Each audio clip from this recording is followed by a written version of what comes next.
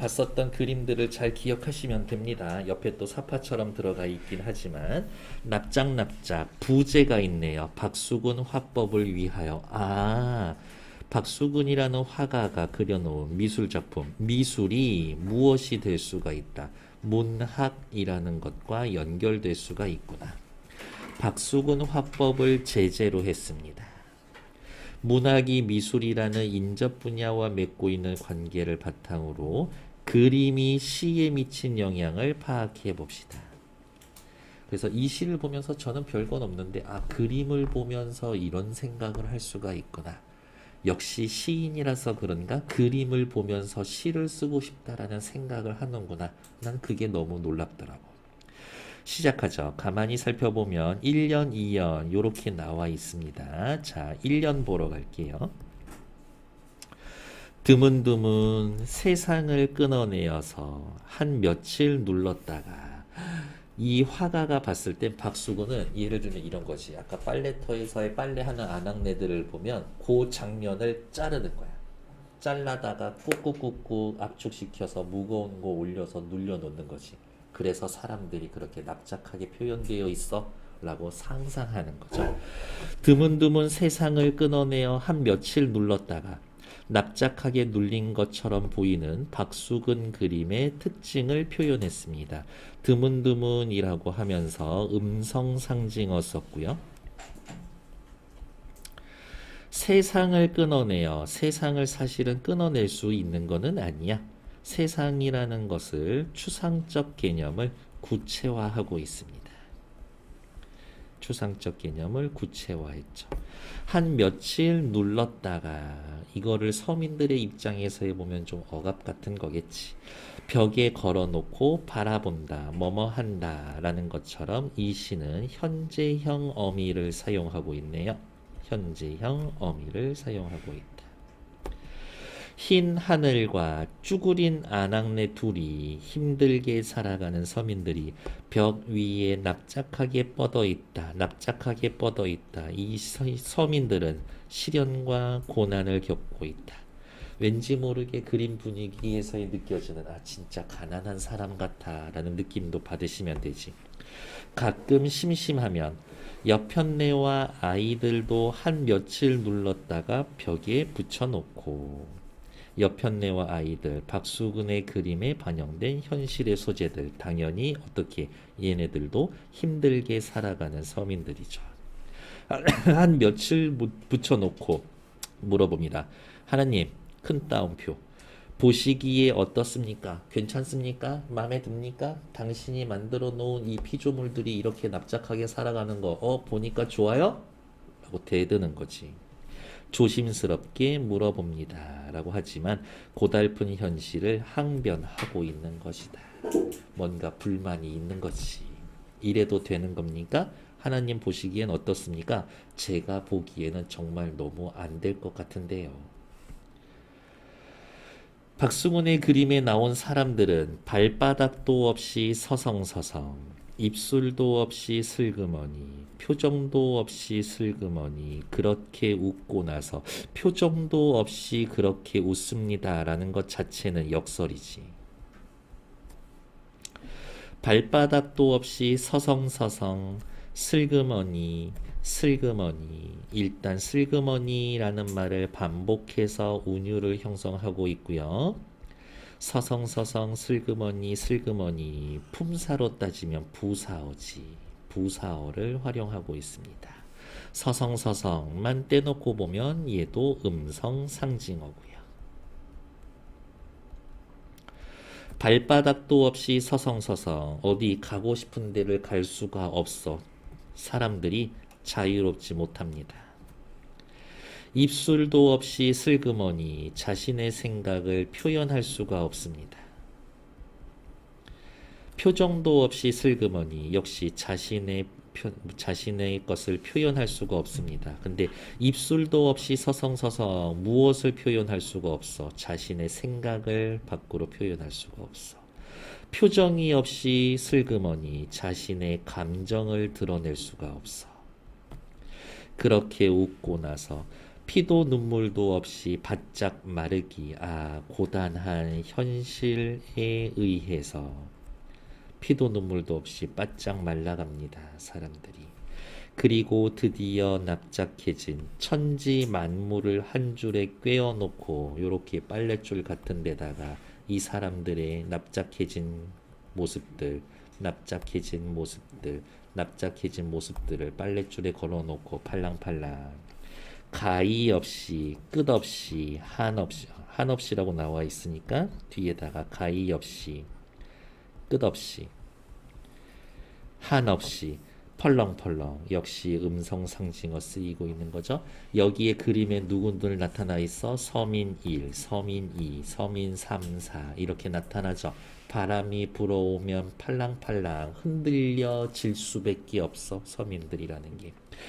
끝없이 한없이 펄렁펄렁 힘없는 세파에 흔들리는 서민들의 삶의 모습 어때요? 현실에 대항하거나 저항할 수 없는 그러한 서민들의 삶.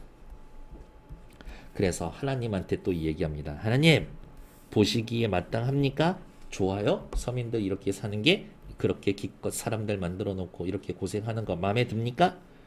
서리적 표현의 반복, 현실의 비판적인 태도. 마땅합니까? 서민들이 이렇게 고단하게 사는 건 마땅하지 않습니다. 이 이야기를 하고 싶은 거죠. 마땅하지 않습니다. 저 사람들 잘못한 것도 없는데 저렇게 고생하면서 살면 안 됩니다. 라고 이야기를 해주는 거죠. 괜찮죠? 다음 페이지로 또 넘어가 볼까요? 167조. 됐어. 왼쪽으로 내려올게요. 각 연에 나타난 화법의 특징. 누구 화법? 박수근 화법의 특징. 첫 번째, 납작하게 눌려있다. 두 번째, 발바닥, 입술, 표정, 피도 눈물도 없이 바짝 말라있다. 납작하게 눌려있고 바짝 말라있습니다. 누가? 서민들이. 시인은 박수근의 화법에서 세파에 시달리며 감정을 느낄 수 없을 정도로 각박한 서민들의 현실을 읽어내고 이것을 비판적인 시각으로 시를 형상화했습니다. 비판적인 시각을 어떻게 드러냈었더라? 청자 하느님을 설정해서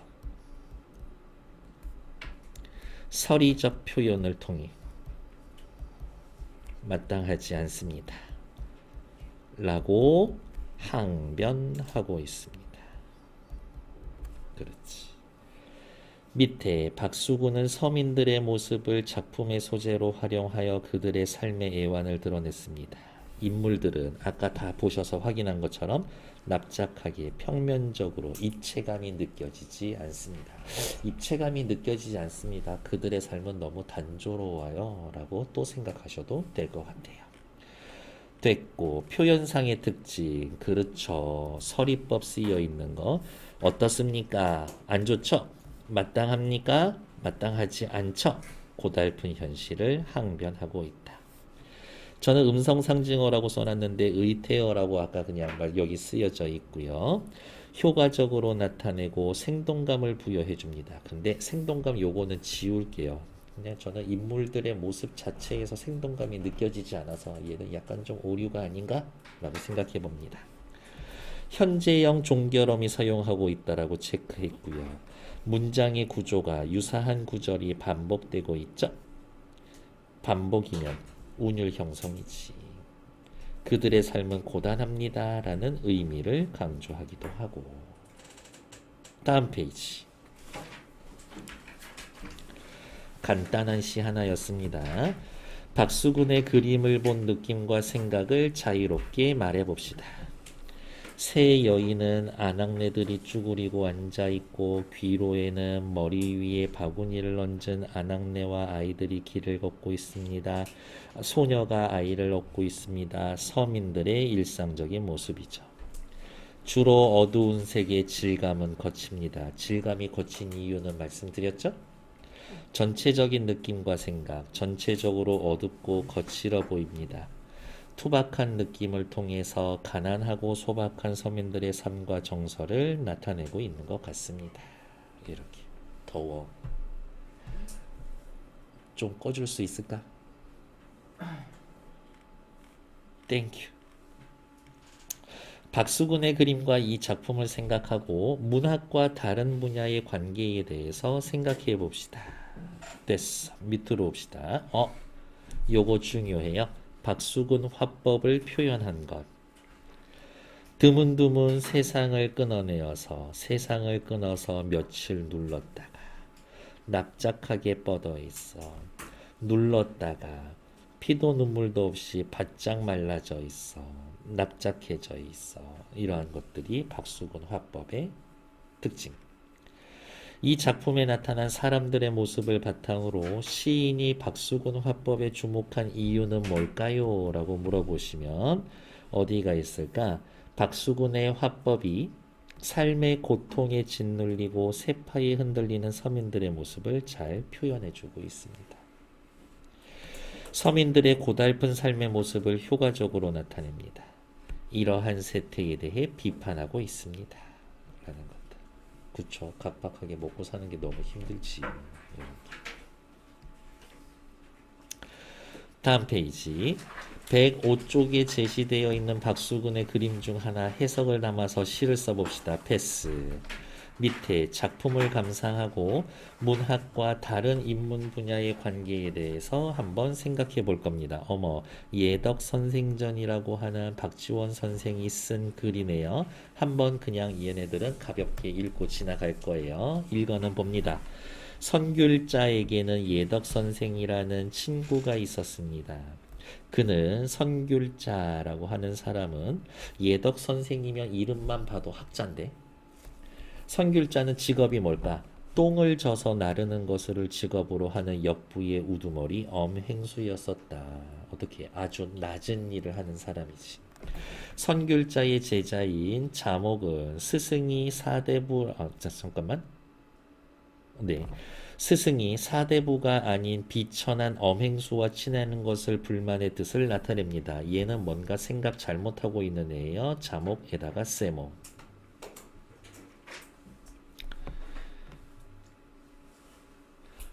정신 나갔어. 선귤자가 학자고 예덕 선생이 엄행수야.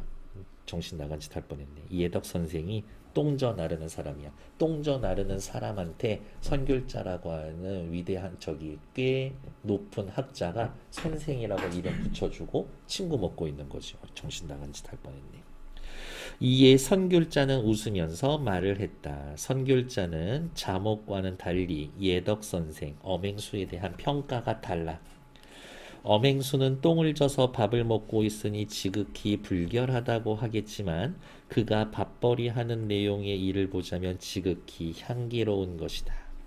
그는 몸가짐은 더럽기 짝이 없지만 의로움을 지키는 자세는 가장 꿋꿋하다. 너는 겉모습의 직업만 보지만 나는 그 사람의 의기를 본다. 내면을 본다. 그러한 뜻을 확대해 나간다면 만종의 녹봉, 높은 벼슬을 하며 많은 월급을 받는다고 하더라도 지조를 바꾸지 않을 것이다. 내가 봤을 때 저 예덕 선생은 지조를 바꾸지 않을 사람이다. 이러한 점에서 보면 깨끗한 가운데 불결함이 있고 끊어 더러운 가운데 청결한 것이 있는 것이다. 내가 봤을 때 저 엄행수는 더러운 가운데에서 깨끗한 사람이다. 그래서 나는 음식에 곤란을 당하여 견디기 어려운 경우에는 먹고 살기 너무 힘들 때에는 늘 나보다 가난한 사람을 생각하는데 엄행수를 생각하면 견디지 못할 것이 없다. 아무리 힘들어도 내가 저 엄행수보다 힘들지는 않지. 위안을 얻죠. 참으로 마음속에 도둑질할 뜻이 없는 사람이라면 엄행수를 생각하지 않을 수 없을 것이다. 엄행수는 도둑질할 뜻이 없는 사람이다. 이것을 확대해 나간다면 엄행수는 성인의 경지에 이를 수 있다. 대저 무릇 말하기를 선비가 궁한 생활이 얼굴에 드러나면 부끄러운 일이고 뜻을 얻어 출세해서 온몸에 티가 나는 것도 부끄러운 일이다. 자신의 생활과 감정이 겉으로 드러나면 그건 부끄러운 거다. 치우침 없이 중용의 덕이 필요하다. 치우치지 않는 마음, 그게 중용. 저 엄행수를 보고 얼굴을 붉히지 않을 사람이 얼마나 될까? 거의 없을 것이다. 그래서 나는 엄행수를 선생이라고 부른다. 감히 어찌 벗이라고 하겠느냐? 그래서 엄행수에 대해 감히 이름을 부르지 못하고 예덕 선생이라는 칭호를 바친 것이다. 선생님, 왜 똥저 나르는 저런 천한 사람하고 친구 먹어요? 천한 사람 아니야. 훌륭한 사람이야. 그리고 친구 아니야. 나한테 있어서는 스승 같은 사람이야. 선생 같은 사람이지. 그렇게 이야기해주고 있네요. 다음 페이지. 방금 읽은 건 한문 소설이고 단편 소설이었고요. 풍자 비판합니다. 겉으로 잘난 척하는 것들이 돈 많다라고 하는 게, 권력이 높은 게 티나는 사람들을 풍자 비판하는 거죠. 조선 후기 한양의 전지적 작가 시점으로 쓰여져 있는 천민계층의 엄행수. 주제는 언제나 중요하니까 빨간색이죠. 바람직한 교우의 도와 엄행수의 무실역행하는 삶. 교우의 도는 어떤 건데? 배울 게 있는 사람들이지. 무실역행, 현실과 진실을 거스르지 않는 사람들. 현실 비판과 풍자를 통해 새로운 인간상을 제시합니다. 새로운 인간상. 서민들의 삶에 대해 긍정합니다. 평등 사상이 담겨져 있습니다. 밑에 예덕 선생전은 작가가 강조했던 실학 이념을 담고 있습니다. 철학과 관련을 맺고 있죠. 문학과 철학이 관련을 맺고 있구나. 이 작품에 반영되어 있는 이용후생의 이념. 이용후생은 뭐예요? 사물을 이롭게 사용하여 후생, 사람들이 살아가는 삶을 넉넉하게 만든다. 실생활에 도움이 되고 삶을 풍요롭게 만들 수 있는 학문, 이용후생. 당시 사회의 모순에 대한 인식을 바탕으로 형성되었다. 사회와도 관련되어 있다. 이 예덕 선생은 문학인데 이 문학은 누구와 연결이 되어 있다? 철학과도 연결이 되어 있고 당시의 사회와도 연결이 되어 있습니다. 문학은 문학을 둘러싼 주변의 다른 영역들과 서로 소통하는 예술 장르구나 라고 확인하시면 되죠. 선귤자가 엄행수를 높이 평가하는 이유는 의롭고 지조가 있다. 어려운 처지에서도 늘 떳떳하다. 성인의 경지에 이를 수 있는 사람이다 라면서 높이 평가하고 있어요. 박지원 선생이 강조했었던 실학 이념인 이용후생, 무슨 뜻이라고? 이롭게 사용하여 삶을 넉넉하게 한다. 이용후생 학파는 봉건적 질서인 산농공상, 계급의 타파와 능력에 따른 신분의 재편성, 상업을 중심으로 한 국가 경제 체제를 지향합니다. 그래서 중상학파였었지. 실학은 당시 조선의 변화와 개혁을 주장한 학문, 실학자였던 작가는 이용후생을 내세웠습니다. 봉건적 신분질서 산농공상에 반대했죠. 개인의 능력에 따른 신분제 개혁을 내세웠지. 그러니까 어떻게 아래에 있는 사람도 위로 올라갈 수가 있어. 그 사람을 대표로 보여주는 거지. 그래서 하층민 엄행수를 주요 인물로 등장시키고 그 사람 훌륭하다. 성품을 예찬했습니다.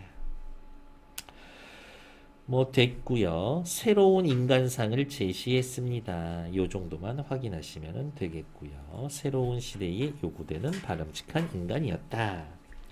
다음 페이지 살펴보면 작품의 내용 정리되어 있으니까요. 어디 있을까? 171페이지 꼼꼼하게 읽어보시는데 얘도 역시 2분 드릴 거예요. 시작!